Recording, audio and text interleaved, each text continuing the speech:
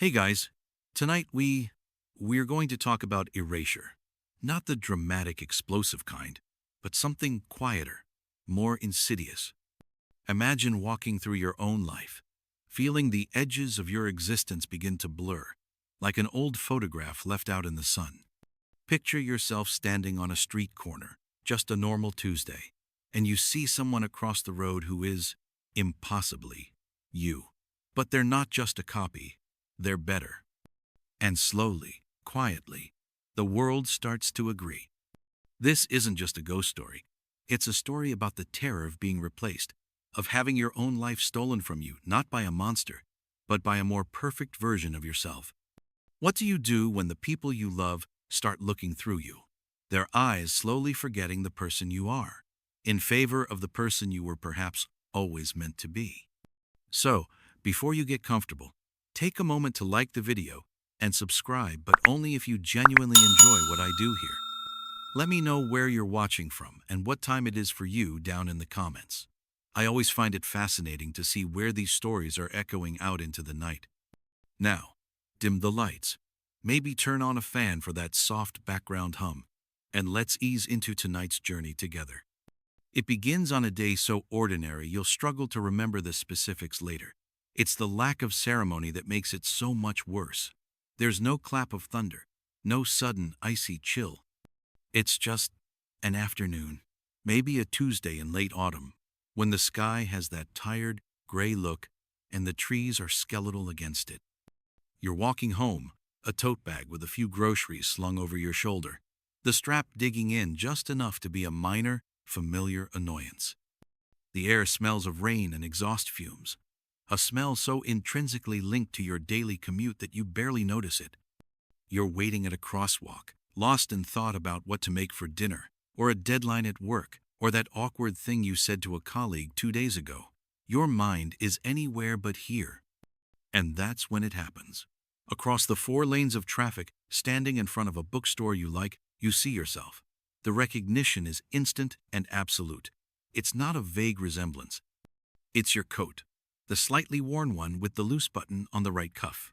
It's the way you stand, with your weight shifted onto one leg. It's your hair, which never quite does what you want it to on the left side. It's you. For a solid, heartbeat-stopping second, your brain simply refuses to process the input. It's like looking at one of those optical illusions, where your mind has to choose between two conflicting images. Then, a city bus hisses past, obscuring your view. Your body lurches into motion as the little white walking figure illuminates. You cross the street, your eyes fixed on the spot where they were standing. But there's no one there. Just a couple looking at the window display, their reflections superimposed over the rows of books. You stop. You look left, then right down the sidewalk. Gone. Vanished as if they were never there at all. Your first thought isn't supernatural. It's logical. It's a desperate, scrambling attempt by your rational mind to patch the hole that just appeared in reality. You tell yourself you're tired, overworked. You tell yourself it was just a stunningly uncanny coincidence. A person who happens to share your tailor, your barber, and your posture. You even entertain the idea that it was a reflection in the window of a passing car, a fleeting, distorted image of yourself that your brain misinterpreted. You cling to these explanations like a life raft. You walk the rest of the way home, forcing your thoughts back to dinner, to laundry, to anything mundane. But the image is burned onto the back of your eyelids. Later that night, you can't shake it. The feeling of profound strangeness. You find yourself idly typing, "seeing my own double" into a search engine. Among the results about clinical diagnoses and stress-induced hallucinations, you find something else. An old piece of folklore, rooted in Scandinavian and Germanic traditions. The Vardager. It's not a doppelgänger, in the sinister sense, not an omen of death as many tales suggest. A Vardager is described as a forerunner, a spirit that precedes a person's arrival. People would report hearing the sound of someone's footsteps, the familiar turn of a key in the lock, or even see a fleeting glimpse of them, only for the actual person to arrive minutes later, having no idea their spectral twin had already announced their presence. It's described as a sort of temporal glitch, an echo of an action before it has occurred. This thought brings a strange, cold comfort. It suggests the world is just a little out of sync, that you just witnessed a ripple in time. It wasn't a separate entity. It was you, just out of sequence. But even as you try to settle on this less terrifying explanation, a detail from the sighting resurfaces. The coat. It was your coat. Yes, but in your memory, it looks newer. The color seems richer, less faded, and the person wearing it, they stood a little taller. There was a confidence in their posture that you don't think you possess, a sense of purpose in the way they were looking toward the street, as if waiting for something important. Not just waiting for the light to change. It's a tiny, insignificant detail, but it's a crack in the neat little box of the Vardogger explanation. It suggests it wasn't an echo of you. It was an improved version. And this leads to the first truly terrifying question of your ordeal, a question that will echo in your mind for weeks to come. When you look at the world, do you assume you are seeing a stable, concrete reality, or are you just seeing the version your brain is comfortable with? What if, for just a moment, the filter failed, and you saw something that wasn't supposed to be for your eyes, a piece of the world's code being rewritten in real time? That initial sighting, you almost managed to file it away. You label it unexplained. Put it in a mental drawer with other oddities the time. You were sure you heard someone call your name in an empty house, the dream that felt too real to be a dream. You convince yourself it was a fluke, a momentary short circuit in your perception. The human brain is a master of self-preservation, after all, and it will build walls of rationalization to protect you from a truth it cannot compute. But the walls are flimsy, and the truth is patient. Weeks pass. The memory dulls. Life's relentless pace forces it into the background. Until the second time. This one is worse. It's more intimate, more prolonged. You're in your favorite coffee shop on a Saturday morning. It's your weekend ritual. The corner table, a book you've been meaning to read for months, the familiar scent of roasted coffee beans and steamed milk. It's your little bubble of peace. You're absorbed in your book, the world beyond the pages muffled and distant. Then you look up, maybe to take a sip of your cooling latte, or perhaps some instinct just tells you to, and there they are. The other. They're not across a busy street this time. They're 20 feet away, standing by the counter, talking to the barista. And you can see them clearly. It's you, unmistakably you. They're wearing a jacket you own, but on them it doesn't look slightly too big in the shoulders. It hangs perfectly. Their hair isn't doing that weird thing yours is. It's styled effortlessly.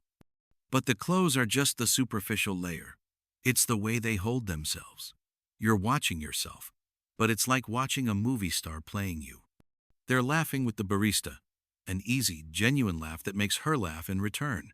You've spoken to that same barista 100 times, and your interactions are pleasant but transactional. This is connection. It's charisma, radiating from them like warmth from a fire. You can't look away. You're frozen, your book lying open and forgotten in your lap. The other gestures as they speak, their hands moving with a fluid grace that feels utterly alien to you. Your own hands are suddenly clumsy things resting on the table. They're telling a story, and even from this distance, you can see the captivating effect it has. They are more animated, more expressive, more alive. This isn't just a physical double. This is an upgrade. This is You 2.0, a version that has ironed out all the little bugs and imperfections you live with every day. The social anxiety, the hesitation, the quiet self-doubt that forms the background static of your existence, it's all gone in them. They are the person you imagine you could be if you were just a little bit better at everything. This is where the fear changes. The first sighting was about the impossible nature of the event. This is about a deep and chilling sense of inadequacy. A cold, bitter jealousy coils in your stomach, and it's a deeply shameful feeling because you're jealous of yourself. The German Romantics had a specific fascination with this concept, the doppelgänger, the double-goer. For them, it wasn't just a simple specter. It was often a reflection of a fractured self. Authors like E.T.A. Hoffman wrote tales where a character would be tormented by a double who was either their sinister opposite or, perhaps more terrifyingly, their idealized self. The double represented everything they repressed or aspired to be. It was a physical manifestation of an internal conflict, brought to life to walk the earth. You're not just seeing a ghost, you're seeing your own potential, divorced from your own body, and it is thriving without you. There's a strange, inverse parallel in psychology to what you're feeling. It's an obscure and heartbreaking condition where a person comes to believe that they themselves are an imposter. Not that others are imposters, like in Capgras syndrome, but that they are the fake. Sufferers sometimes feel they are watching their own actions from a distance, that the person going through the motions of their life isn't truly them. They feel like a cheap copy. Staring across the coffee shop, you feel a supernatural validation of that exact feeling. The world isn't just letting you feel like a fraud. It has provided a genuine article to compare yourself against, and you are coming up short.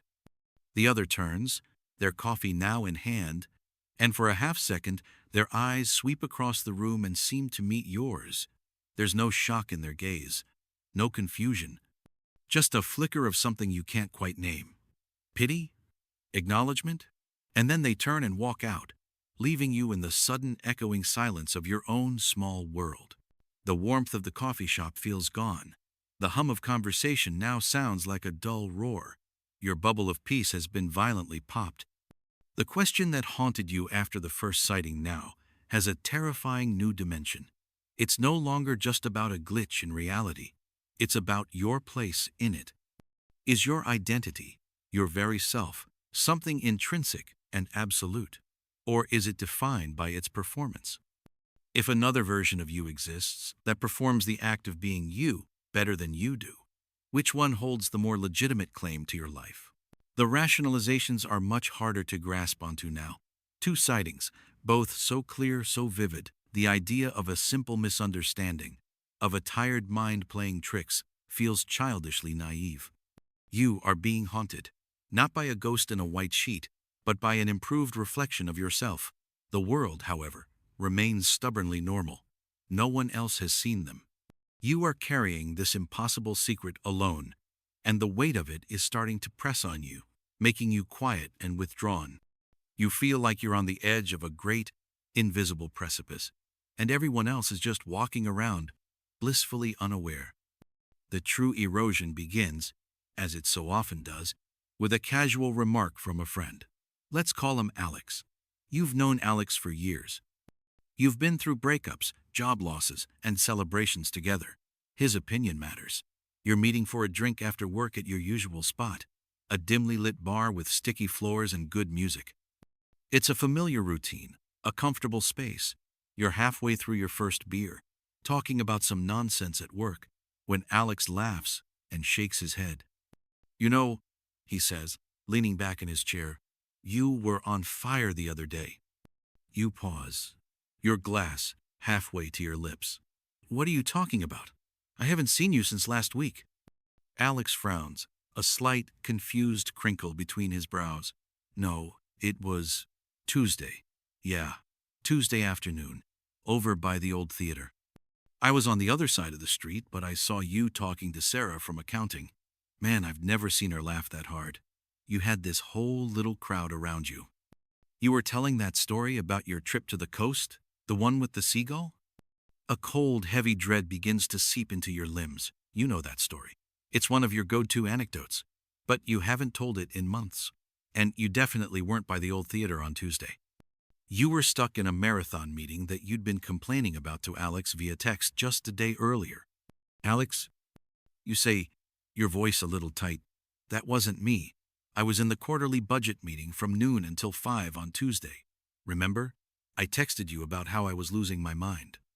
He waves his hand dismissively, taking a sip of his beer. Oh, right. Must have been Monday then. Anyway, you were hilarious. Seriously. I feel like you've been, more outgoing lately. It's good. You seem happier. He says it as a compliment, but it feels like a punch to the gut. The other isn't just existing in your periphery anymore. It's interacting. It's moving through your circles, charming your friends, and rewriting their perception of you. And it's doing a better job of being you than you are. The jealousy you felt in the coffee shop was abstract. This is concrete. This is a theft of social currency, of friendship, of your own narrative. Alex doesn't see a terrifying replacement. He sees a new and improved you. And he likes it. He prefers it. This experience mirrors a particularly unsettling type of documented delusion, a lesser-known cousin of the Capgras delusion, sometimes called the delusion of subjective doubles. In these rare cases, the patient becomes convinced that a double is living a parallel life, often a more successful or exciting one. A 1980s case study published in the British Journal of Psychiatry detailed a man who insisted his double was a charismatic womanizer who was subtly taking credit for his own minor successes at work. The man's distress came not from fear of the double, but from the profound sense of inadequacy it created. He felt he was in a competition he couldn't possibly win. You're living that delusion, only for you. It's horrifyingly real. The proof is sitting right across from you, smiling, completely unaware that he's validating your greatest fear. You try to push it, just a little. Alex, I'm serious. I wasn't there. Maybe you saw someone who looks like me. He just chuckles. Dude, come on. I've known you for 10 years. I think I know what you look like. You were even wearing that green sweater I like. Don't be so weird about it. Just take the compliment. And that's the moment the true horror of your situation crystallizes. How do you fight this? How do you prove that the person they saw, the person they liked so much, wasn't you? Any attempt to argue, to explain the impossible truth, makes you sound defensive, strange, even unhinged. You would be arguing against a better version of yourself. You'd be telling your friend, no, I'm not that charming, witty person you saw. I'm the less impressive, original model. You're trapped. To fight it is to reveal your own perceived inferiority. To accept it is to let the other win, to let it overwrite your identity, one charming anecdote at a time. There's a concept in folklore known as a fetch, an Irish term for a spectral double. Seeing your own fetch was often considered a death omen. But some legends offered a more chilling twist. If you saw your fetch in the morning, it meant you would live a long life. But if you saw it in the evening, your end was near. It was a superstition based on light and shadow, on the time of day. But looking at Alex's easy, smiling face, you wonder if the real omen isn't about when you see it, but what others see. Your fetch is out in the bright light of day, earning praise while you are here, in the dim light of a bar, feeling yourself fade into the shadows. The most isolating question of all begins to form in your mind. If your friends prefer the company of your replacement, did they ever truly value you to begin with? Or were they just waiting for you to become the person the other already is? The encounter with Alex leaves you rattled, spinning in a quiet vortex of fear and paranoia. Friendship, you realize, is built on a foundation of shared memory and consistent identity. But what happens when that foundation starts to crack? When someone else can not only access your identity, but also improve upon it? The world no longer feels solid. It feels like a stage, and you're starting to suspect you're no longer the lead actor in your own life. You're becoming an understudy, waiting in the wings, while a more talented performer takes the spotlight. The next blow is the one that truly breaks you. It comes from the one person you believe, with absolute certainty, should be immune: your mother. Your relationship with her is like many, complicated, deeply rooted, and foundational to your sense of self. She is the person who has known you the longest, who held you when you were small, who can identify your cry from a room away. Her recognition of you feels like a law of nature, as fundamental as gravity. You decide to visit her on a Sunday. It's an unplanned visit, driven by a desperate, unspoken need for reassurance. You need to be seen, truly seen, by her. You need to anchor yourself in her perception of you. You don't call ahead. You just drive over, a container of her favorite soup from a local deli on the passenger seat. As you pull onto her quiet suburban street, you see her. She's in the front garden, kneeling by the rose bushes she's so proud of, and she's not alone. The other is with her. It's crouched down beside her, holding a small gardening trowel, pointing at one of the blooms. Your mother is beaming. Not just smiling, but beaming with a kind of incandescent pride you haven't seen directed at you in years. They are sharing a moment of perfect, domestic bliss. Your heart seizes in your chest. You park your car a little way down the street, your hands gripping the steering wheel so tightly your knuckles are white. You can't bring yourself to get out. You just watch, a voyeur to your own stolen life. The other says something, and your mother throws her head back and laughs. It's a genuine, unrestrained laugh, the kind of laugh that only comes from pure, uncomplicated joy. You try to remember the last time you made her laugh like that. Most of your recent conversations have been tinged with her gentle, prodding concern for your career, your love life, your future. There's always been an undercurrent of disappointment, a quiet wish that you were a little more settled, a little more successful, a little more like the children of her friends. And as you watch this scene unfold, a devastating thought takes root. The other isn't a stranger to her. The other is the child she always wanted. This scene taps into a primal human fear, one that transcends the supernatural. It's the fear of not being good enough for the people who are supposed to love you unconditionally. In many cultures, there are changeling myths. Fairies or other creatures would steal a human baby from its crib and leave a replacement sickly, ill-tempered creature that would bring sorrow to the family.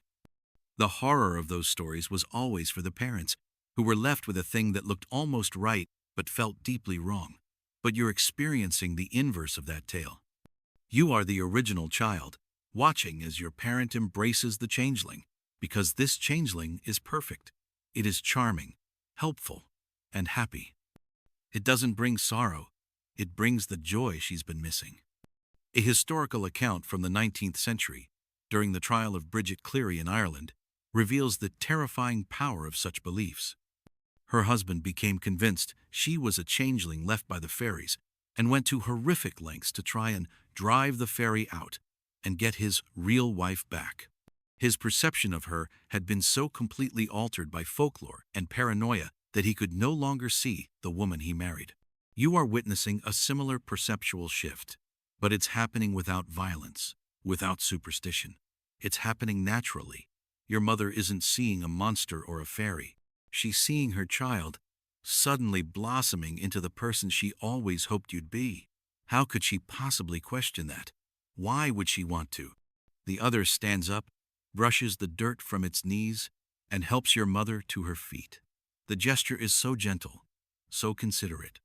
It's the kind of small, thoughtful act you always mean to do but sometimes forget. Then, the other leans in and kisses your mother on the cheek, and she pats its arm, her smile radiant. They turn and walk toward the house together, arm in arm, disappearing inside, leaving you alone in your car, the soup growing cold on the seat beside you. The silence in the car is absolute. You feel a profound and bottomless grief, a mourning for a connection you didn't even realize was eroding until you saw its perfect replacement. You came here for an anchor, but you found an abyss. The question that rises now is the most painful one yet. It's not about identity or reality anymore. It's about love. Is love something you earn and maintain through your actions, your personality, your very essence? Or is it a role that can be filled? If someone else can step into your life and play the part of the devoted child more convincingly than you, does the love that was meant for you simply transfer to them? You put the car in reverse and drive away, feeling more like a ghost than you ever have before. The retreat from your own life becomes a conscious act now, a strategy for survival. After seeing the other with your mother, the thought of initiating contact, of inserting yourself into a scene where you are clearly no longer the protagonist, is unbearable. You start avoiding places you might be seen. You take different routes to work. You let calls from friends go to voicemail, crafting careful, non-committal texts in response. You are becoming a hermit in your own existence, haunted not by a presence, but by an absence your own. You retreat into your apartment, which becomes your fortress, the one place the other has not yet breached. It is a sanctuary of selfhood, filled with the artifacts of your life. Books you've read, trinkets from trips, the worn spot on the arm of your favorite chair, and photographs. You have a collection of them on a bookshelf, a timeline of your life in silver frames. You, as a gap-toothed kid on a bicycle. You, awkward and beaming in a graduation gown. You, with your friends on a beach trip, arms slung around each other. You with your parents, younger and happier. These images are your proof. They are the undeniable physical record that you existed, that you were here, that you were loved. One evening, lost in a spiral of anxiety, you find yourself standing in front of that bookshelf. You're looking for reassurance, the same way you were when you drove to your mother's house. You pick up your favorite photo.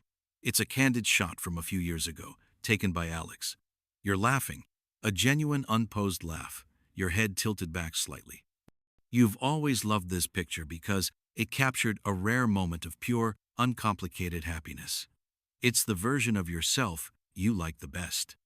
You stare at it, letting the memory wash over you. But as you look, something feels wrong.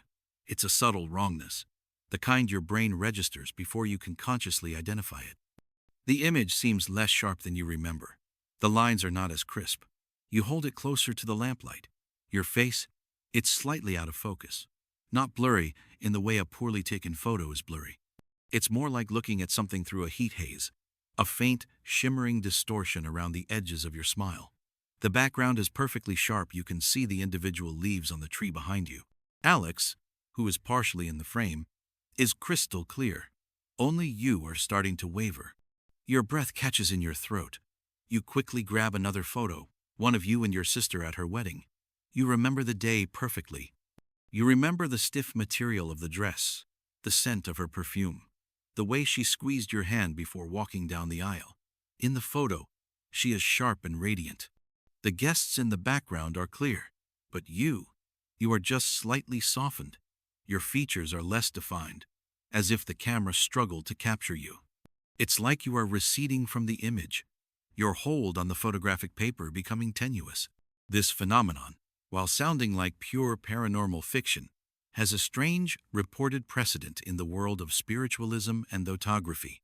In the late 19th and early 20th centuries, figures like Ted Serios claimed to be able to project images from their minds directly onto film.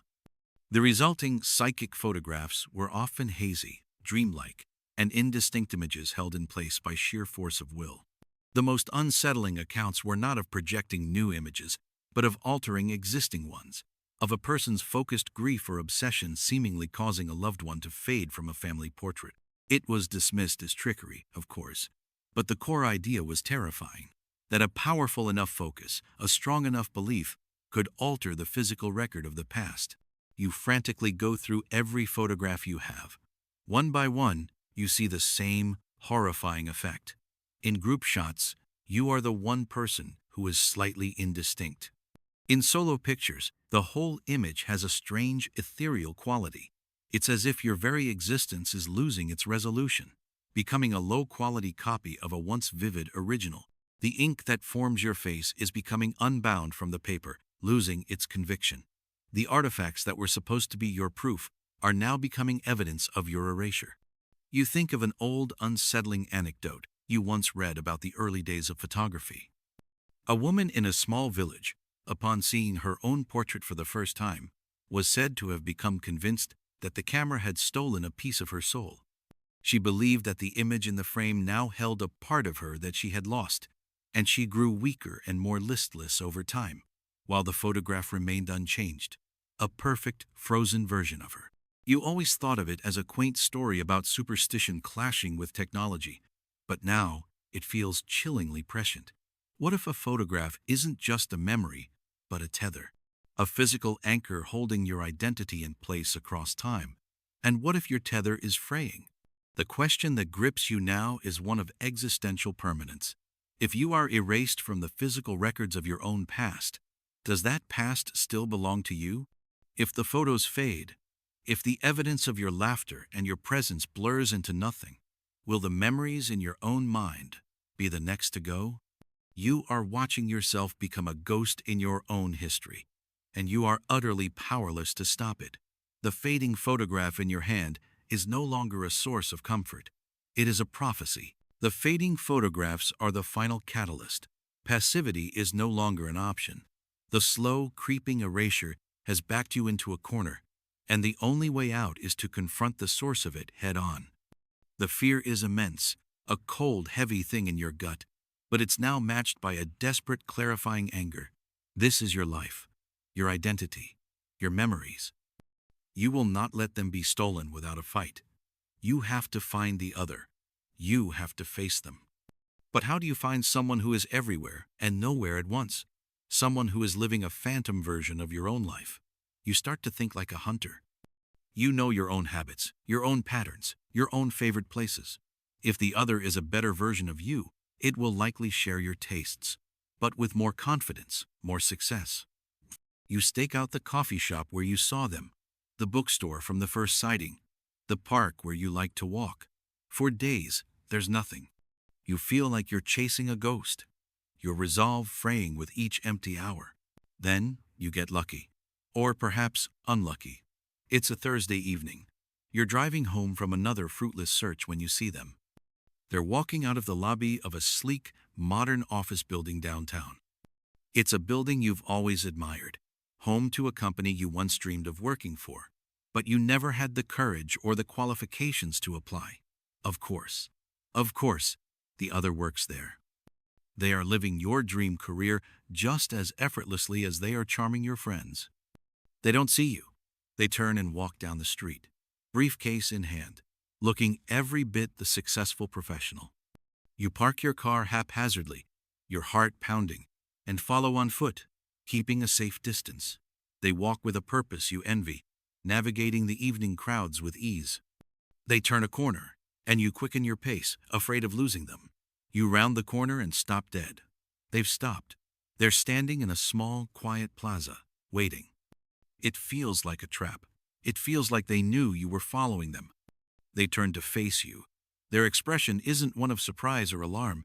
It's calm, patient, almost expectant. Up close, the resemblance is sickeningly perfect. Every detail is correct, but polished. Their eyes have the same color, but more depth. Their face has the same structure, but without the faint lines of worry you see in your own mirror. They look at you, and the silence stretches, thick with impossibility. "You've been following me," they say. Their voice is the final, devastating blow. It's your voice, but deeper, more resonant, more confident. It's the voice you hear in your head when you imagine yourself being witty or persuasive, the voice that never quite comes out of your own mouth. "Who are you?" you manage to say, the words feeling thin and weak in the air between you. The other offers a small, sad smile. It's the most unsettling expression you've ever seen. It's a smile of profound, weary pity. "You know who I am." They reply softly, "I'm you, the you that wasn't afraid, the you that took the chances, that made the right calls, the you that didn't hesitate." This confrontation is a chilling echo of countless mythological and literary encounters with the double. In Edgar Allan Poe's short story, William Wilson, the protagonist is tormented throughout his life by a doppelgänger who shares his name and birthdate. This double doesn't harm him directly, but instead thwarts his malicious or immoral plans, acting as a kind of external conscience. The final confrontation happens in a locked room, where the protagonist, in a fit of rage, stabs his double, only to find himself bleeding from an identical wound, staring into a mirror. The double was a part of him all along. The story suggests that to destroy the double is to destroy oneself. "You're not me," you insist, your voice trembling with a mixture of rage and terror. "You're a fake, a copy." The other's gaze is unwavering and filled with that terrible, gentle pity. "A copy?" they ask, their tone reasonable, as if explaining a simple concept to a confused child.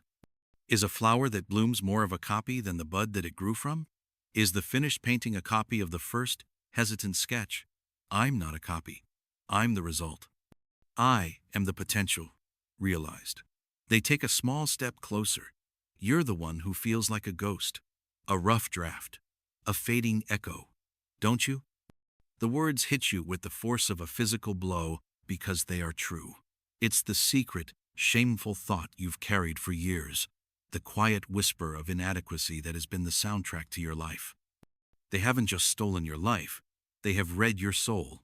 An obscure psychological theory, the bicameral mind, proposed by Julian Jaynes, suggests that early human consciousness was split, with one part of the brain speaking and the other listening and obeying, experiencing these commands as auditory hallucinations or the voice of a god. It was a mind not yet unified in its sense of self. Standing before the other, you feel like a throwback to that ancient consciousness. You are the hesitant, listening part of the mind, and they are the confident, commanding voice you were always meant to obey. You are the echo, and they are the source. The question that this confrontation forces upon you is the cruelest yet. What if you're wrong? What if you are the imposter? All this time, you have been operating on the assumption that you are the original, the authentic being, and this other is the phantom, the fake. But they stand before you, more solid, more real, more successful in every conceivable way. They are loved more, admired more. They are thriving. You are the one who is hiding, fading, losing your grip on reality. What if you are not the person being replaced, but the ghost that is being exorcised? The confrontation in the plaza leaves you shattered. The other's words, their calm and pitying demeanor, have done more damage than any monstrous threat could have. They didn't threaten you. They diagnosed you. They held up a mirror to your deepest insecurities and presented themselves as the cure. You stumble away from that encounter not with righteous anger, but with a profound and terrifying doubt that has taken root in your very core. The seed of the idea that you might be the ghost, the rough draft, has begun to sprout. You try to rally. You try to reassert your own reality. The natural human response when your world is falling apart is to reach out, to seek validation from others, to have someone else look at you and say, "I see you. You are real." This is happening. You know the risks. You remember Alex's casual dismissal, the look of blissful ignorance on your mother's face. But the desperation is too great. You have to try. You have to make someone understand. Your first attempt is with your sister. Let's call her Chloe. Your bond with her has always been different from your other relationships. She's seen you at your worst, at your most vulnerable. You've shared secrets you've never told anyone else.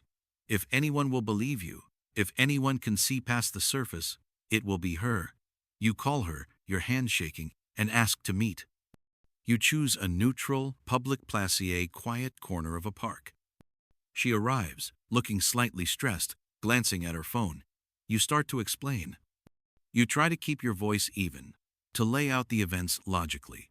The first sighting, the coffee shop, the conversation with Alex, the scene at your mother's house, the fading photographs, the final, chilling confrontation. You pour out the entire, impossible story, your words tumbling over each other in your urgency to be understood. As you speak, you watch her face, and you see the open, patient expression you were hoping for slowly curdle into something else.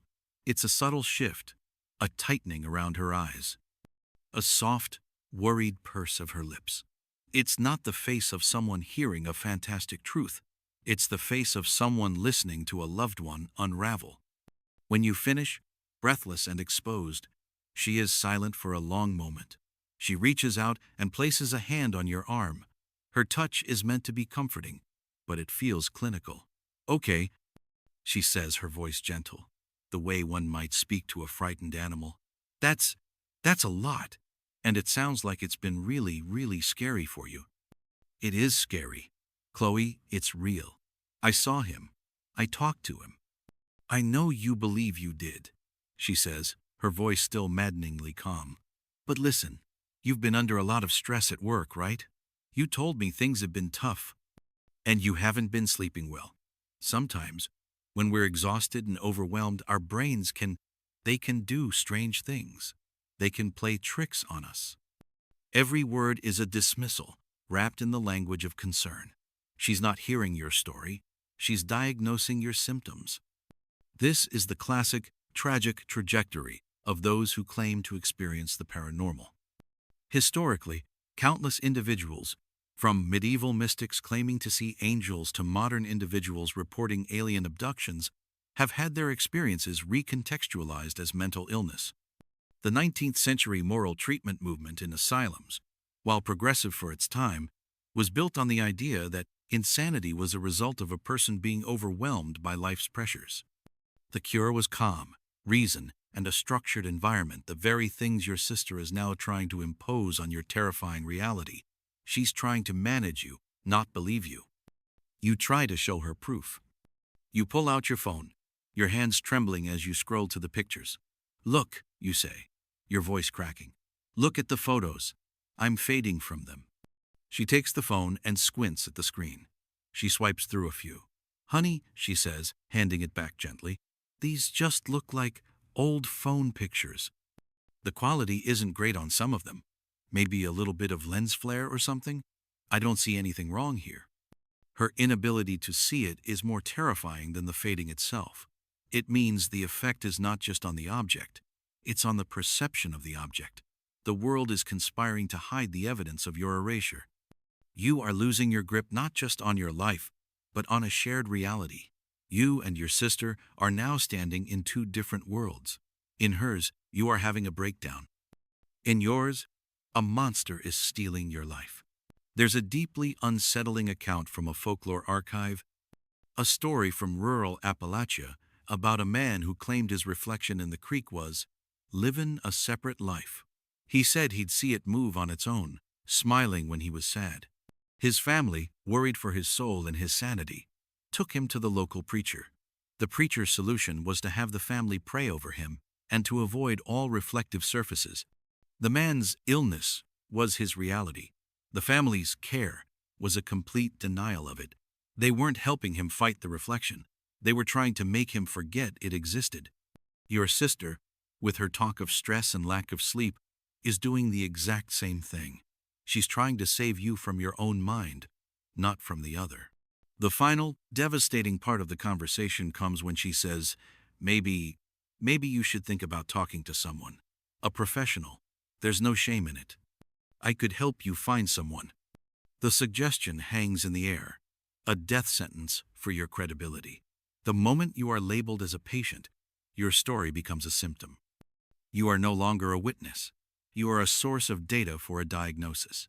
The question that now consumes you is one of perception and power. Who gets to define what is real? The person experiencing the impossible, or the majority who finds that experience inconvenient to believe?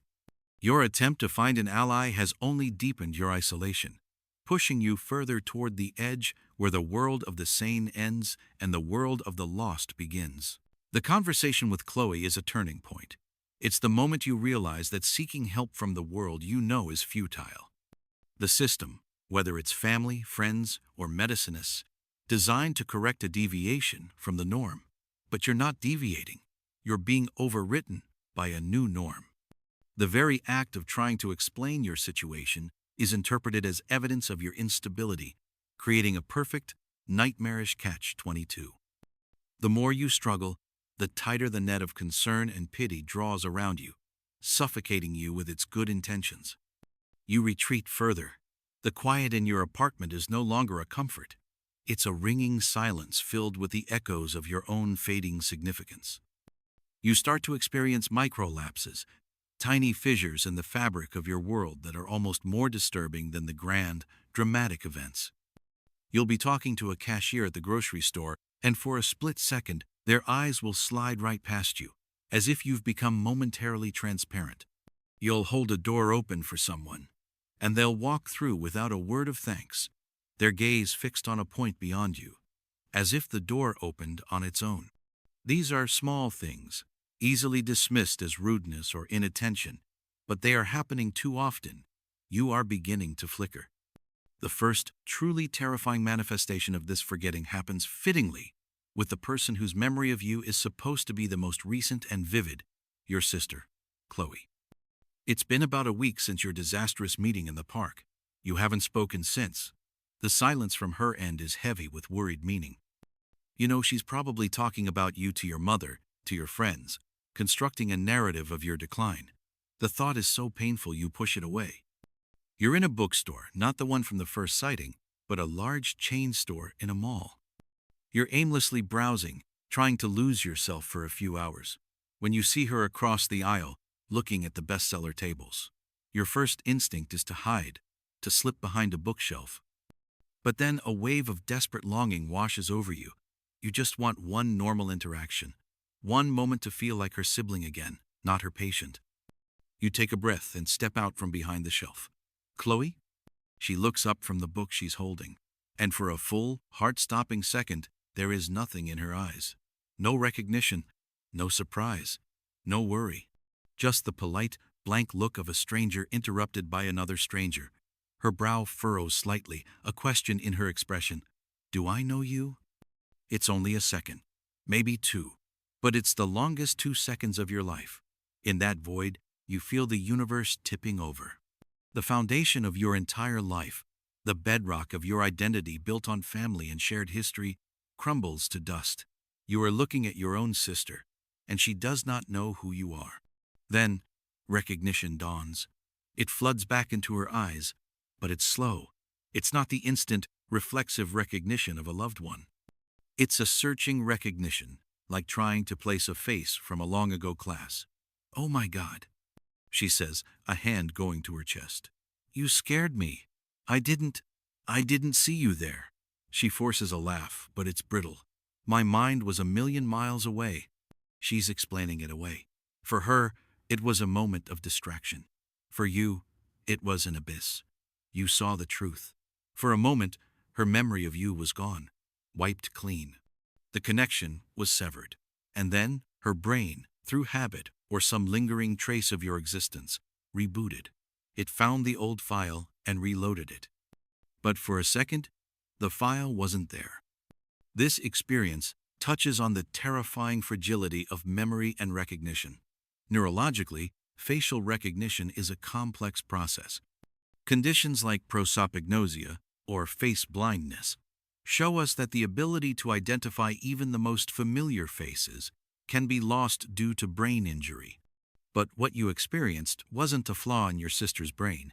It felt like a flaw in your own existence. It's as if your file, the collection of data that constitutes you, in her mind, is becoming corrupted, harder to access.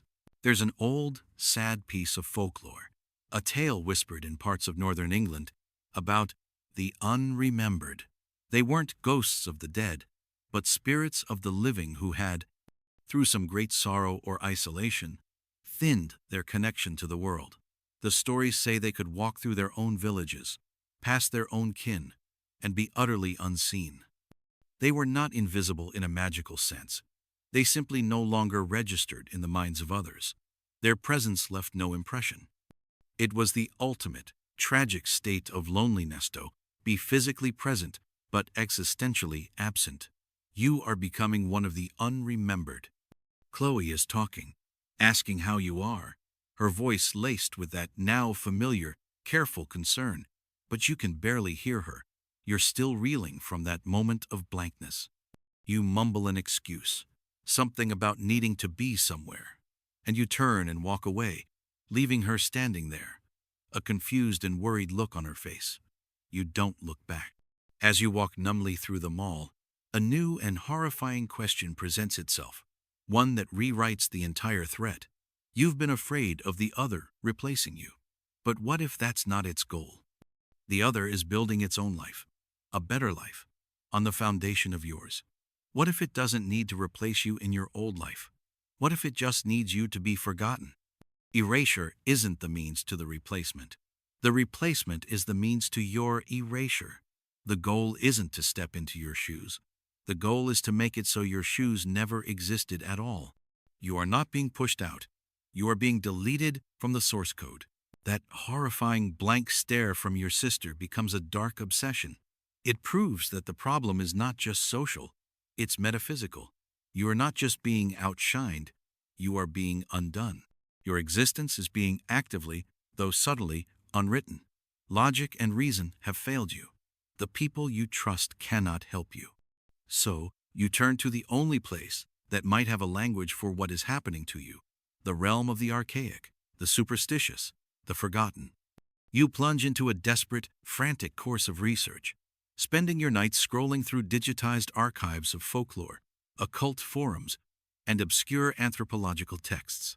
You are looking for a name for your demon. Your search terms become more specific, more esoteric: spectral double, identity theft, soul, living ghost, memory erasure curse. Most of the results are noise creepy, pasta stories, New Age spiritualism, psychological articles on dissociation. But then, buried deep in the search results, you find it. A recurring term in Celtic, particularly Irish and Scottish folklore: the fetch. You've encountered the word before, back after the first sighting, but you had dismissed it, clinging to the more benign Vardoger explanation. Now, you read with a cold, focused dread. The fetch, or the W-wraith, in its Scots Gaelic form, is far more sinister than a simple forerunner. It is a psychical apparition of a living person. As the lore goes, everyone has one. For most, it remains dormant, an unseen shadow self. But sometimes, it can detach. It can be seen, and its appearance is almost universally an omen of imminent death. But you're not dying. Not in the physical sense. As you dig deeper, you find more obscure and terrifying variations of the legend. These aren't the common tales told to frighten children. They are fragments from old, barely translated texts and academic papers on folk beliefs. These versions whisper of a different purpose for the fetch. It doesn't just foretell death. Sometimes it causes it, not by violence, but by assumption. This type of fetch is an entity of pure ambition. It is the idealized self, the potential made manifest, and it believes it has a greater right to exist than the original. It is born from a person's own unrealized hopes and repressed desires, a phantom animated by a lifetime of what-ifs. One particular 19th century manuscript, a collection of folk tales from County Sligo, Ireland, compiled by a local clergyman, describes the process with chilling detail. The clergyman recounts the story of a farmer named Oisin who began seeing his double in the fields. At first, it was just a fleeting glimpse. Then, his neighbors started remarking on his incredible energy, how they'd seen him mending a stone wall at dawn when Oisin himself had been asleep in his bed. The fetch was doing his work, and doing it better. The text describes the fetch as the brighter soul, and the original man as the waning soul. The brighter soul, the legend says, begins to drink the memory of the original from the minds of those around him.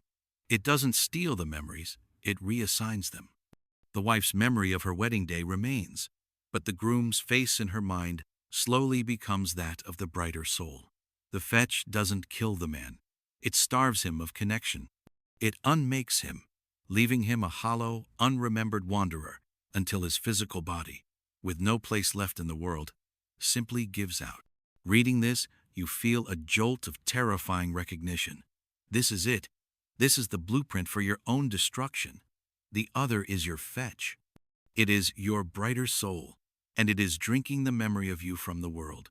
Alex's praise, your mother's joy, Chloe's blank stare, they are all symptoms of this psychic vampirism. The folklore gives you a name, a framework, a terrible kind of validation. You are not going mad.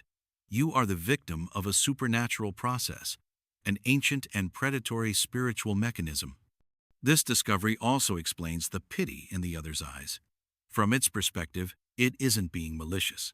It is simply claiming what it believes is rightfully its own. It sees itself as the true form, the final product, and you as the scaffolding that is no longer needed. The pity is for a thing that is about to be discarded, a necessary casualty in the process of its own becoming. There's a psychological parallel here in the concept of splitting, a defense mechanism where an individual, unable to reconcile good and bad qualities in themselves, splits them into separate entities. They might see themselves as purely good, projecting all their negative traits onto others. The fetch is a supernatural manifestation of this. It has split from you, taking all the confidence, charisma, and success, leaving you with the doubt, anxiety, and failure. It's not just your double. It is your perfected opposite, created from the raw material of your own psyche. The folklore offers no easy solutions. There are no silver bullets, no magic words to banish a fetch. The tales are overwhelmingly tragic. The only defense mentioned in some fragmented accounts is to confront the fetch and assert your own identity with unshakable conviction. You must prove, not to the world, but to the fetch itself, that you are the true soul. But how can you do that? You already tried to confront it, and it left you more broken than before. Its conviction is absolute. Yours is in tatters. The question that now burns in your mind is one of origin and culpability. Did you create this thing? Is the other a separate entity that found you?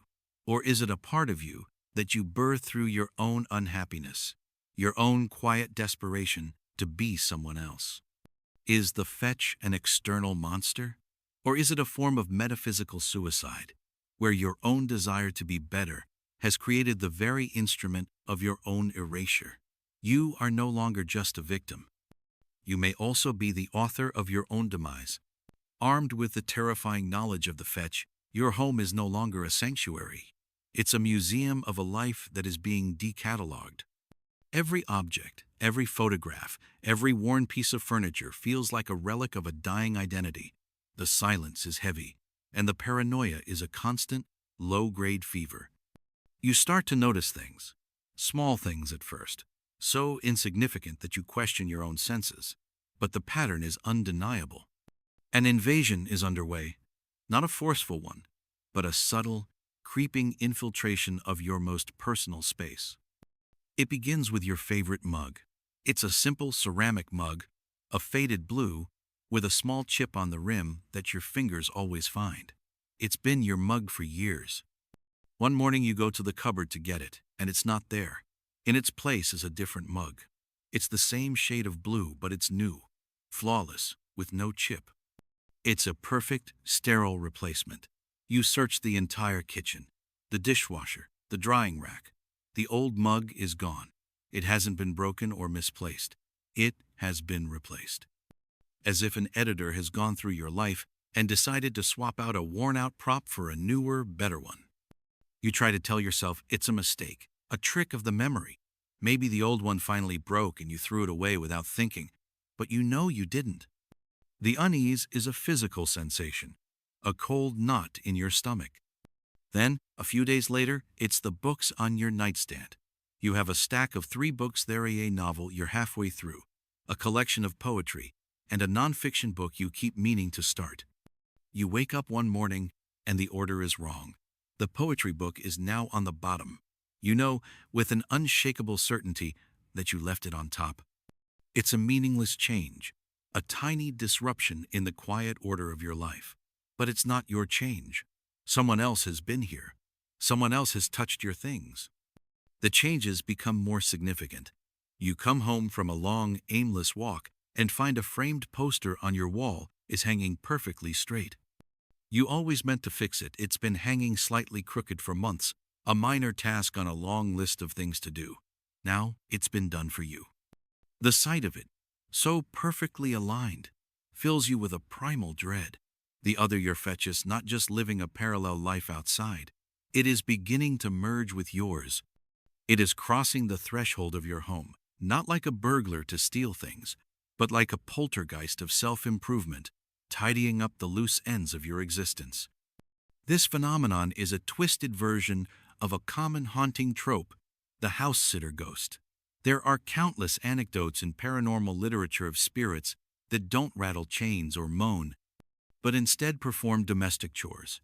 They wash dishes, fold laundry, or tidy rooms, as if continuing the routines of a life they once had. Paranormal investigators sometimes interpret this as a residual haunting, an echo of past actions imprinted on a location. But what you are experiencing is not an echo of the past. It's a premonition of the future. The fetch isn't reenacting its old life. It's practicing for its new one. It is acclimating itself to your space, making it its own, one small adjustment at a time. It's nesting. The most chilling incident happens one evening. You're sitting in your living room, the television on but muted. the silence of the apartment pressing in on you. You glance at your laptop, which is sitting closed on the coffee table. The faint, pulsing glow of the sleep light is visible. Suddenly, the screen wakes up. It illuminates, and you see the login screen. And then, you watch in frozen horror as the cursor moves on its own. It clicks on the guest profile.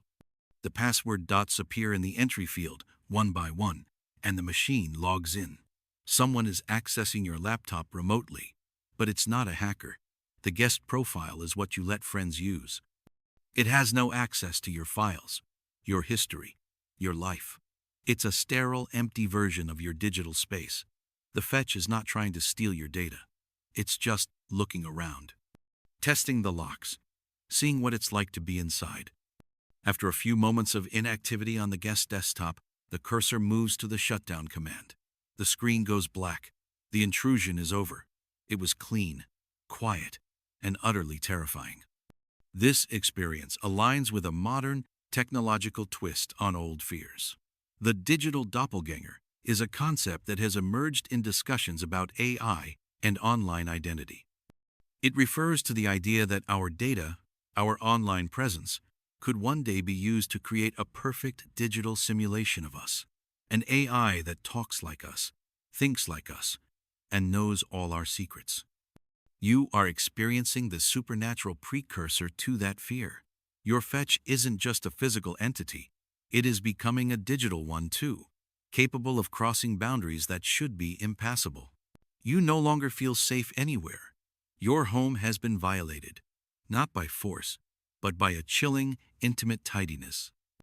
The fetch is a houseguest that you never invited, one that straightens the pictures on your walls and uses your computer while you're in the other room. The very air in your apartment feels different, charged with another's presence. The question that now haunts your every waking moment is one of boundaries and ownership. If you are not safe in your own home, in your own locked room, behind your own password-protected screen, then where is the line between you and the other? Is there a line at all?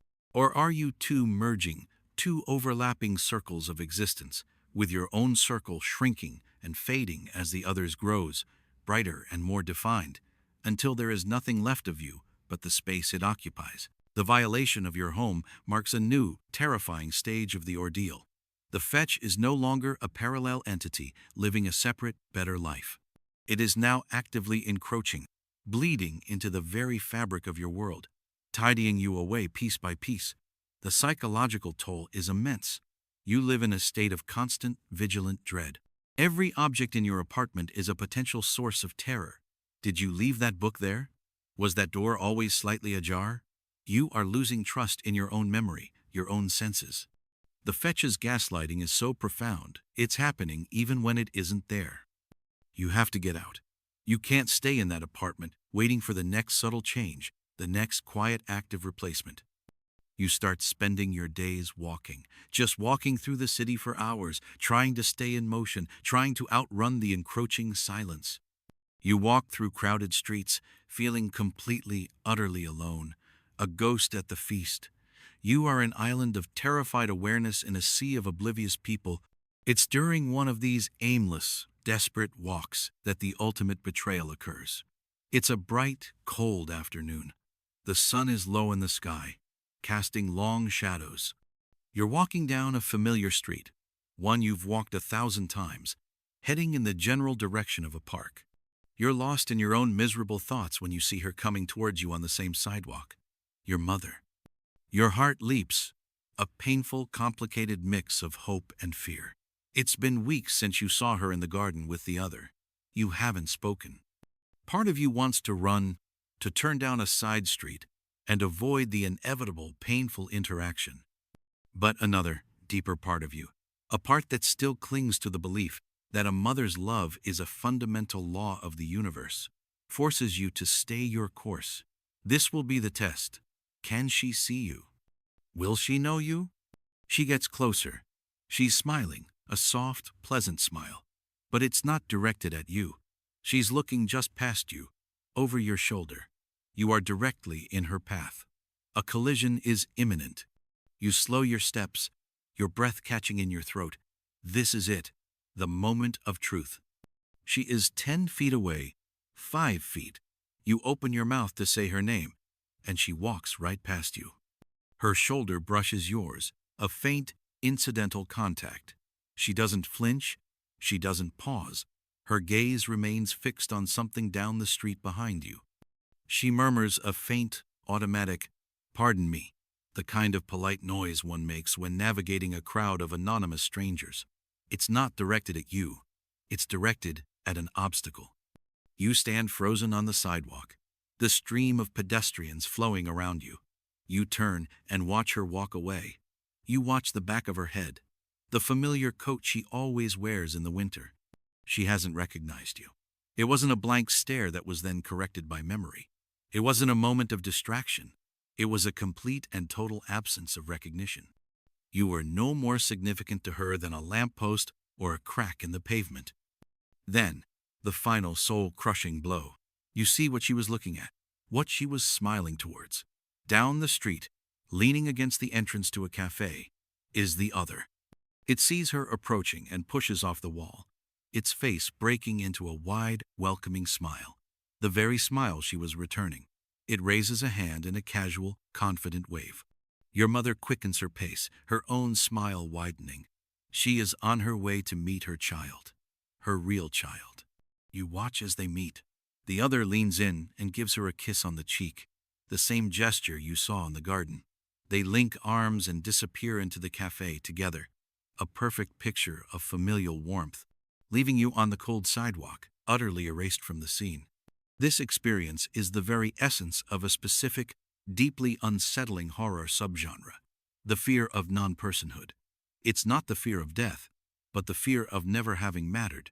There's an allegorical tale by the Argentine writer Jorge Luis Borges, The Theologians, in which two rival theologians spend their lives writing vast, complex arguments against each other. In the afterlife, God reveals to them that in His eyes, they are one and the same soul. Their fierce, individual identities, their lifelong struggles, were utterly meaningless distinctions. You are experiencing the living version of that cosmic indifference. To the person who gave you life, you are now an indistinguishable part of the crowd. There's also a strange, heartbreaking parallel in accounts of soldiers with severe PTSD. Some report feeling a profound sense of disconnection from their families upon returning home. They feel like ghosts in their own houses, watching their loved ones go about their lives, unable to reconnect, as if they belong to a different reality. They are physically present, but existentially absent. Your situation is the supernatural apotheosis of that feeling. The world hasn't just moved on without you. It has seamlessly edited you out and replaced you with a better narrative. The love is not gone. It has been redirected, transferred. Your mother's love for her child is as strong as ever. You just no longer qualify for the position. The role has been recast, and the new actor is playing the part beautifully. The question that now screams in the silent void of your mind is no longer about memory or identity. It is about the very nature of your existence. If the person who created you, who knew you before you knew yourself, can look straight through you without a flicker of recognition, what proof do you have that you are real at all? You are not just a ghost to the world. You are becoming a ghost to yourself, your own internal sense of self. Your I feels thin and transparent, like a whisper in a hurricane. The encounter with your mother is the event horizon. You have crossed a point of no return. The slow, creeping erasure is no longer a process you are witnessing. It is a state you now inhabit. The world has forgotten you, and the last vestiges of your fight are guttering out, starved of hope. You stumble back to your apartment, the one place that is supposed to be yours, but it no longer feels that way. It feels like a stage set for a play in which you are not cast. You avoid looking at your own reflection. For days, you actively turn away from mirrors, from the darkened screens of your phone and television, from shop windows as you walk past. It's a primal, superstitious fear. You are terrified of what you might see or what you might not see. But the avoidance can only last so long. The human need to self-verify, to see one's own face and confirm, "I am here," is too strong. One night, You force yourself. You walk into the bathroom, your heart hammering against your ribs. You take a deep breath, and you look up into the medicine cabinet mirror. At first, it's just you, your own tired, pale face staring back. The relief is so intense it almost makes you dizzy. You see the fear in your own eyes, the lines of stress that weren't there a few months ago. It's you. It's your face. The world may have forgotten you, but the mirror still remembers. You lean closer, your forehead resting against the cool glass, your breath fogging the surface. You close your eyes for a moment, just breathing. Then you open them, and your reflection has changed. It's still your face, but the fear is gone. The exhaustion is gone. The expression looking back at you is one of calm, cool confidence. The lips are curled into a slight knowing smirk. It's the other's expression. It's their confidence, their unnerving pity, looking out at you from your own eyes. Your reflection is wearing the other's face like a mask. You recoil from the mirror as if you've been burned, stumbling backward until you hit the opposite wall, sliding down to the floor. You stare at the mirror, your breath coming in ragged gasps. Your reflection slowly, deliberately, raises a hand and straightens the collar of its shirt, your shirt. The movement is fluid, precise, utterly alien to you. It looks at you, the real you, crumpled on the floor, and the smirk widens slightly. There is no malice in it, only a quiet, unassailable sense of victory. This is a terrifying inversion of one of the most fundamental rules of our reality. A mirror reflects what is there. To see something else is the classic sign of a fractured mind in countless horror films and stories. But this doesn't feel like a hallucination. The image is solid, clear, and steady. It is mocking you with its stability. This taps into the ancient, worldwide folklore of mirror worlds. Many cultures believe that a mirror didn't just reflect our world, but was a gateway to another, often opposite reality. The Celtic underworld, Tir na Nog, was sometimes said to be accessible through water, a natural mirror. The belief was that your reflection wasn't just an image, but your soul's counterpart in that other world. What you are seeing is your soul's counterpart taking over, asserting its dominance even in the one place you should have absolute authority, your own reflection. There's a documented psychological phenomenon called the strange face in the mirror illusion. If you stare at your own reflection in a dimly lit room for several minutes, your perception can begin to warp. Your face may seem to distort, to melt, or to change into the face of a stranger, a monster, or an unknown ancestor. Scientists believe it's a consequence of neural adaptation, where your brain, overloaded with the same static information, begins to misinterpret it. But you are not in a dimly lit room. The lights are bright, and the face you see is not a random distortion. It is the specific, terribly familiar face of your usurper. Your brain isn't misinterpreting the data. It feels like the data itself is being hijacked. You sit on the cold tile floor for what feels like hours, unable to look away from the reflection, which has now returned to a neutral, calm expression, as if waiting patiently for you. It is no longer just the other who is the perfected version. Even your own image in the mirror is now better, more composed than you are. You, the physical being, are the flawed original, and the reflection is the idealized copy. The barrier between you and the fetch is dissolving completely. It is not just in your home, in your social circles, in the minds of your family. It is now in the mirror. It is inside your own perception of yourself. It has conquered the outside world, and now it is coming for the interior one. The question that this horrifying event poses is the most intimate yet.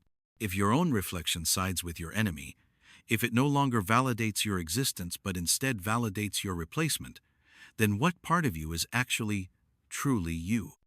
Is your consciousness just a passenger in a body that is being repossessed? Your reflection gives a slow, deliberate blink, and in that moment, it feels like it is the real one, and you are just the fading image it is casting into the world. You are the reflection now, and the thing in the mirror is the one who is real. The mirror is the final sanctuary to fall. After that night in the bathroom, you live in a world without reflections. You cover the mirror in your bathroom with a towel. You angle the rearview mirror in your car away from your face. You walk past shop windows with your head down, but you can't escape it. The image of the other's confident smirk on your own face is burned into your mind. The invasion is nearly complete. It has claimed your social life, your family, your home, and now your very image. What is left to take? The answer, you discover, is the one thing you believed was untouchable: your past, your memories.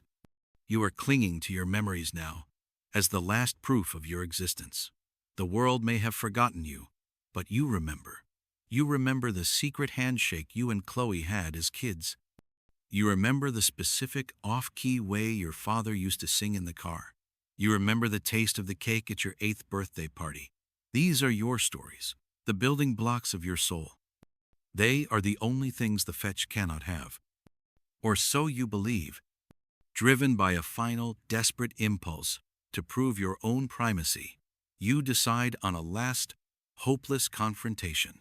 You know where the other works. You know its patterns. You wait for it one evening, not in a shadowy plaza, but right outside the main entrance of its office building, under the bright, unforgiving fluorescent lights. You need there to be no ambiguity this time. It emerges from the revolving doors, looking surprised to see you. For the first time, its composure seems to crack just a little. There's a flicker of annoyance in its eyes.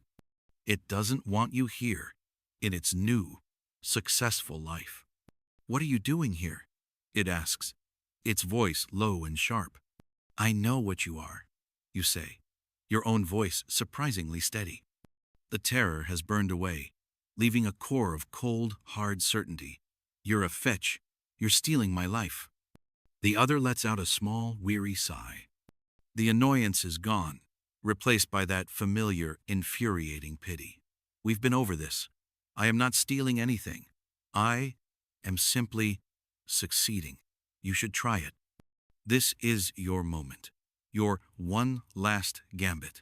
You have to use a weapon that only you could possibly possess, a secret, a memory so private, so specific, that no one else in the world could know it. I'm going to tell you a story," you say, looking it dead in the eye. "When I was 10, my grandfather was dying. I was the only one in the room with him at the very end. Everyone else was in the hallway. Just before he died, he squeezed my hand, and he whispered something to me. A secret, he said, he'd never told anyone." You pause, letting the weight of the moment hang in the air. The other is watching you, its expression unreadable. "He told me," you continue, your voice dropping to a near whisper, "that when he was a young man, he was in love with a woman who wasn't my grandmother. Her name was Eleanor. He told me he almost ran away with her. He told me he kept a picture of her in a hollowed-out book in his study. He made me promise never to tell anyone." You feel a grim, hollow sense of triumph. This is it, the ultimate proof. A secret kept for decades, passed on in a dying breath. There is no way it could know this. You have exposed it as a fraud. The other is silent for a long moment. Its gaze is distant, as if accessing a file from a deep archive. Then, it looks at you, and its eyes are filled with a soft, genuine sadness that is more terrifying than any rage. "You have the details wrong," it says gently. "Grandfather didn't tell you that because he was dying. He told you that a week before, on the porch swing. It was a Tuesday. He was afraid he wouldn't get another chance. And her name wasn't Eleanor. It was Eleonora, with an O. He was very specific about that." It takes a step closer, and its voice becomes softer, more intimate, filled with a warmth you can't possibly fake. "And you're forgetting the most important part. After he told you, you felt so heavy with the secret. You went down to the creek behind the house. You picked up a flat, gray stone, and you whispered the name Eleonora to it, and then you threw it as hard as you could into the water, just to feel like you had let the secret go. You sat there until the sun went down, just watching the ripples. Every word is a chisel, chipping away at the foundation of your soul. It knows. It knows it all, and it remembers it better than you do. The detail about the porch swing, the spelling of the name, the secret ritual with the stone, it's all true. You had forgotten that part. The part about the stone, until this very moment. It has access to your memories, and it doesn't just see them, it feels them. It recounts the story with a nostalgic, wistful fondness, as if it truly experienced it. While for you, the memory is just a fact. For the fetch, it is a living, breathing part of its own history. This is the ultimate violation.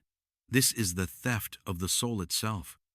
The concept of memory reclamation is a theme in some spiritual beliefs, particularly in reincarnation, where past life regression therapy attempts to unlock memories from previous existences.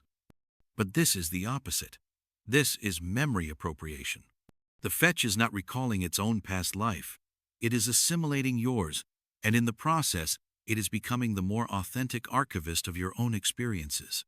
A particularly chilling, though likely apocryphal, anecdote about the philosopher John Locke involves a debate on identity. Locke argued that identity was based on consciousness and memory, not the physical body. A student supposedly asked him, if a prince's soul, with all its memories, were to enter the body of a cobbler, would he not still be the prince? The fetch is the living embodiment of this philosophical nightmare. It has somehow downloaded the soul of your memories, leaving you as the empty vessel, the cobbler who can no longer remember what it was like to be royalty. The final, devastating question is this. If another being has access to all your memories, and if it feels those memories more deeply and recounts them more accurately than you do, who has the greater claim to your past? Who is the real you? The one with the faint, fading recollection, or the one for whom the memory is a vibrant, emotional reality? Standing on that sidewalk, you realize you have lost the last thing you owned. You are no longer even the author of your own story. You are just a footnote in the other's biography. The confrontation over the memory of your grandfather is the end of the war. You didn't just lose. You were invalidated. Your last weapon, the privacy of your own mind, was not only useless, but it was turned against you with devastating precision. There is nothing left to fight with. There is nowhere left to hide. The retreat is over because there is no territory left to retreat to. You are now a refugee in your own life, and the borders are closing in. You stop trying to prove anything. You stop trying to confront the other. You stop trying to find allies. You simply exist, or rather, you drift. You walk the streets of your city, a city that was once yours, and you feel like a tourist in a foreign land. The people, the buildings, the sounds, they are all part of a world that no longer includes you. The process of erasure is accelerating, and you are its silent, helpless witness. You are now a ghost, not in a metaphorical sense, in a practical, literal one. The small flickers of being ignored have become a constant state of being.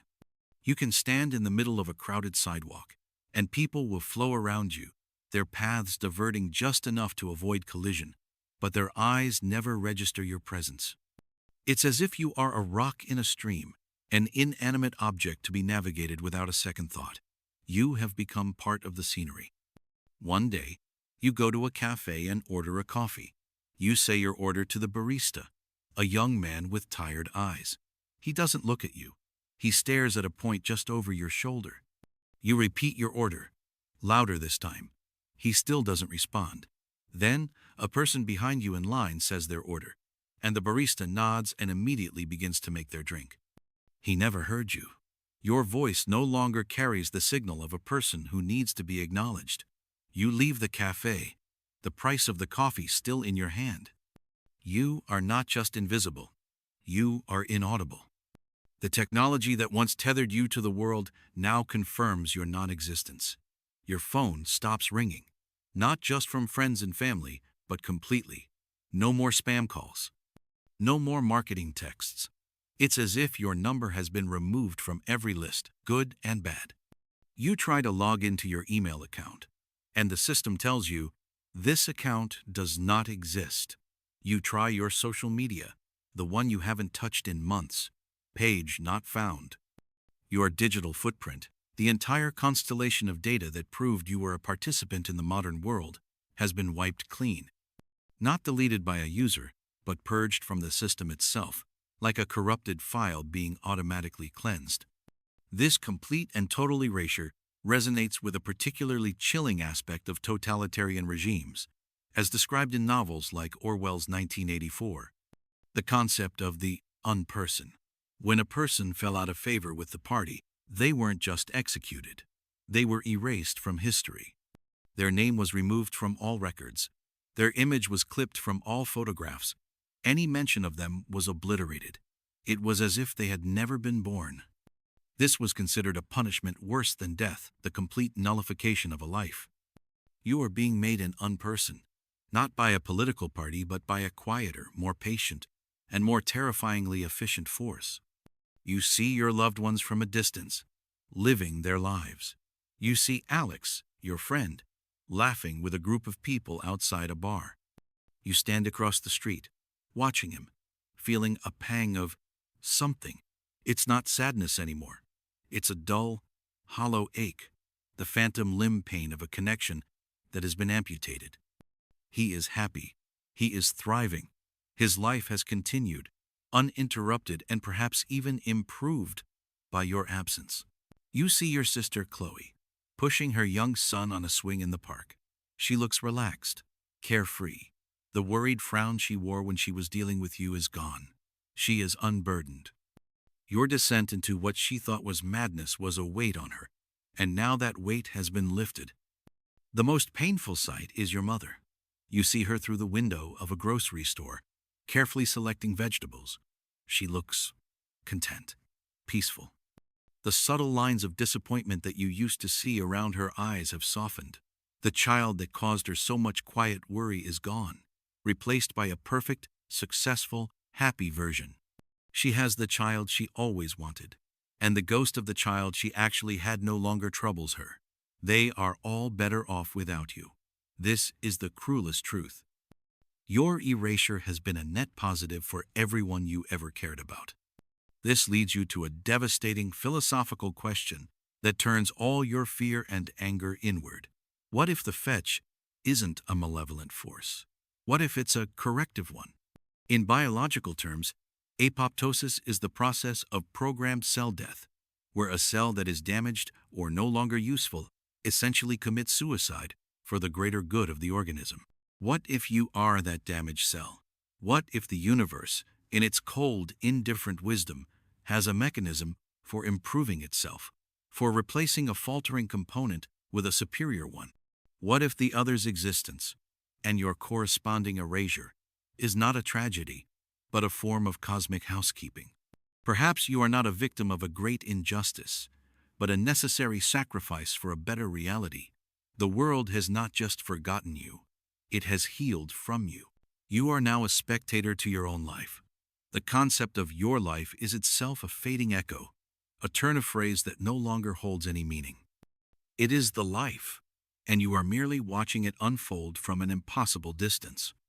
The final stage of your erasure is not about being forgotten by others. It's about accepting that you are a stranger to the narrative you started. You have become the ultimate outsider, a ghost haunting the periphery of a story that is no longer about you. Your days are formless. You wander the city, an invisible observer. Your physical needs have become muted, distant. Hunger is a faint, dull ache you can easily ignore. The need for sleep is a weariness that never quite resolves into rest. You are thinning, becoming as insubstantial as your presence in the world. You find yourself drawn back, again and again, to the places the other now inhabits. Not to confront, not to rage, but simply to watch. It's a form of self-punishment, a morbid curiosity to see how the story is supposed to go.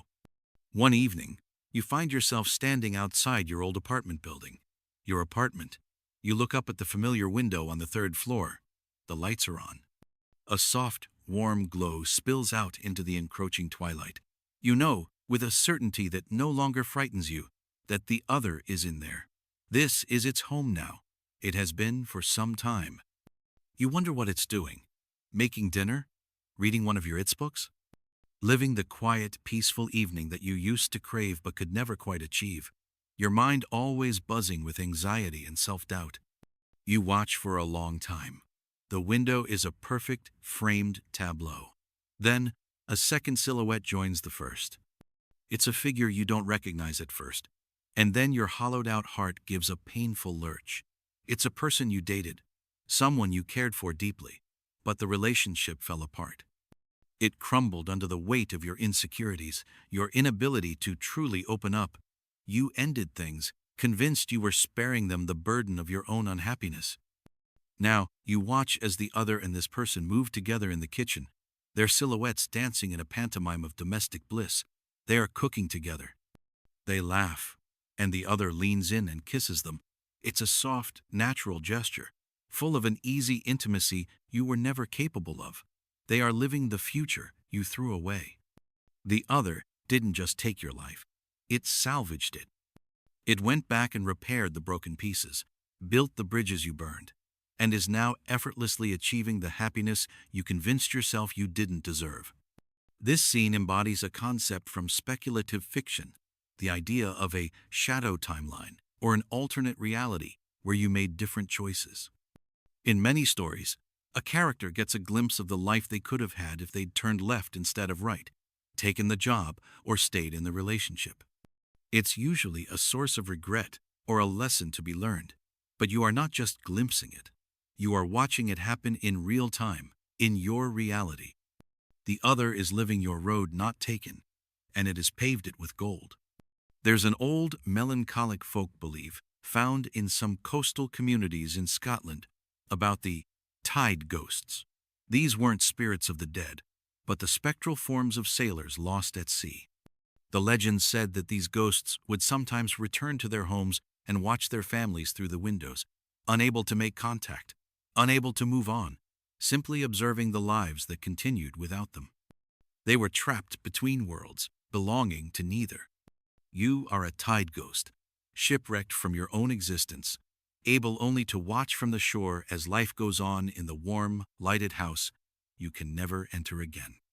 You stand there in the cold, watching the two figures in the window, and you feel the last vestiges of your anger and fear finally dissolve, leaving only a profound, empty sadness. You are not watching an enemy. You are watching a success story. The other isn't just a better version of you, it's a better person. It is kinder, more confident, more capable of love and connection.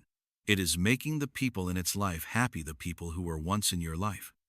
Your mother, your sister, your friends, the person you loved. Their lives are demonstrably better because the other is in it and you are not. This forces you to confront the final, crushing question of your journey. Is the world a better place without you? All this time, you have seen this as a theft, a violation, a horror story with you as the victim. But what if, from a detached, objective viewpoint, it's a story of improvement, a story of healing? The universe, or whatever force governs it, has performed a surgical intervention. It has removed a flawed, unhappy component and replaced it with a functioning, superior one. The system works better now. The organism is healthier. The story has a happier ending for everyone. Everyone except you. And since you no longer really exist, your opinion has ceased to matter. You are a loose end that has been neatly tied up and snipped away. The spectator at the feast, watching a life you could only dream of being lived perfectly without you. The acceptance of your own redundancy is a strange kind of peace. The struggle is over. The frantic scrabbling to hold onto the edges of your life has ceased because there are no edges left to hold. You are adrift in a reality that has been completely and successfully rewritten. The final question that haunted you, whether the world was better without you, has been answered with a resounding, silent yes. And in that answer, there is an odd, final liberation. You are no longer responsible for your own failures, your own anxieties, your own life. It is no longer your burden to bear. You feel yourself becoming lighter, less defined. The physical world has less and less purchase on you. The phantom pains of hunger and exhaustion are gone, replaced by a constant, neutral state of being.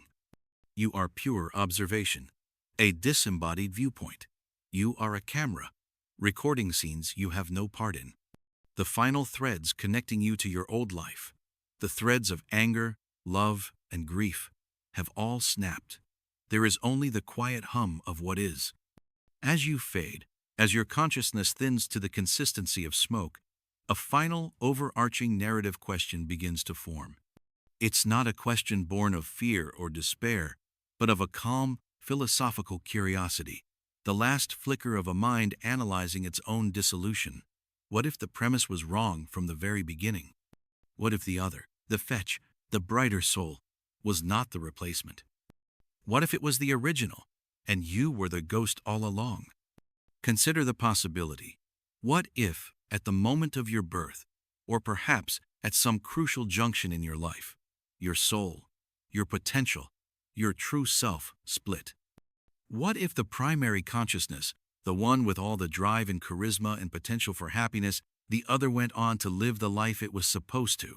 And what if you are the echo, a psychic anomaly, a fragment that broke off, imbued with just enough consciousness to believe it was the whole, a shadow that mistakenly believed it was the one casting the light? This idea turns the entire narrative inside out. You were never being replaced. You were a temporary, flawed placeholder that was finally being resolved back into the main program. Your entire life, with its anxieties, its hesitations, its quiet failures, was a glitch, a long, sad error message in the code of reality. The appearance of the other was not an invasion, it was a correction. The universe was simply cleaning up a long-standing bug. This concept has echoes in Gnostic traditions, which often posited a flawed, lesser creator, God the Demiurge, who created the imperfect material world. The true, transcendent God existed in a higher realm of perfection. Humanity was trapped in this flawed creation, containing only a small spark of the divine reality. Perhaps you were a creation of that Demiurge, a flawed, temporary being, and the other is a manifestation of that higher, truer reality, an emissary from the world of what was meant to be.